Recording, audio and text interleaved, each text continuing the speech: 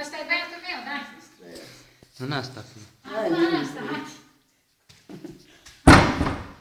Hai aici, filmează, sau Aurel. Aici. Sau Mirela, să o punem la zi. Aici nu-i nimic în cameră decât o sobă. Așa, zic.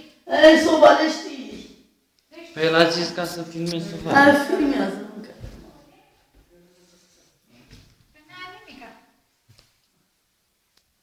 Ia, arată-i bibeloule, auzi-ți, Aurele, câte bibelouri ai.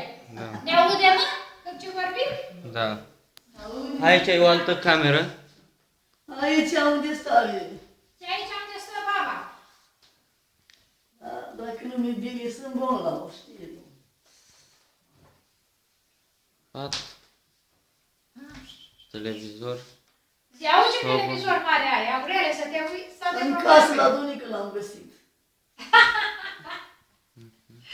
E bun, ia uite, n-ai treabă, ce mare. Merge.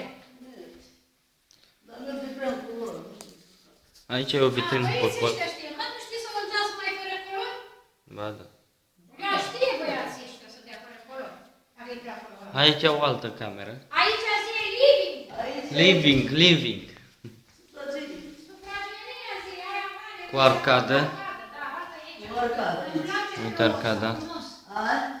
Eu am zis să fac pe asta făceri, să fac și pe creme. Da. Și dacă el a luat numai într-un loc când am venit de la spital, m-am certat cu el. Nu, dar lasă că e frumoasă toată bleu. A? E frumoasă toată bleu. Asta, sufragerie. Da, îmi place. Am dat cu vopsea din asta cu culoare. Mai este sufragerie. Gresie pe jos. Dar nu i-am pus acolo cât trebuie să... Nu i-am pus, că nu mi-a ajuns bani. Da, spune și mai are una de făcut.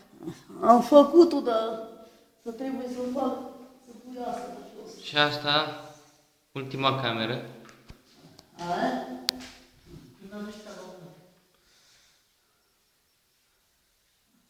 Aha. Și acum ai Se trebuie... vede frumos. Trebuie să aduc femeia să spală. Nu pot. N-ai nimic, au de femeie să spele, ce? Să aduc o femeie să spală. Dacă nu pot, știe. Păi da. Ia uite, ia filmează-mă sticlele astea, ce are în ele? Nu, nu e așa. Nu e nimic, dacă nu... Ia uite, mă, ia zi, ia Aurele, ce-ai pus pe sticlele astea? Până ori să zi că trimite țuică acasă. Și atâta gresie pe jos, în toată camera. Holul. De aici. Să ieși garajul. L-am luat și pe ăla. Da. Zi, aici eu sunt cu mama. Ai o lustră. Zi. Și una aici. Trebuie să cumpăr lustrele, să le fac, să le pui în camerele astea. Dacă mi-ai trimite bani... Cam atâta.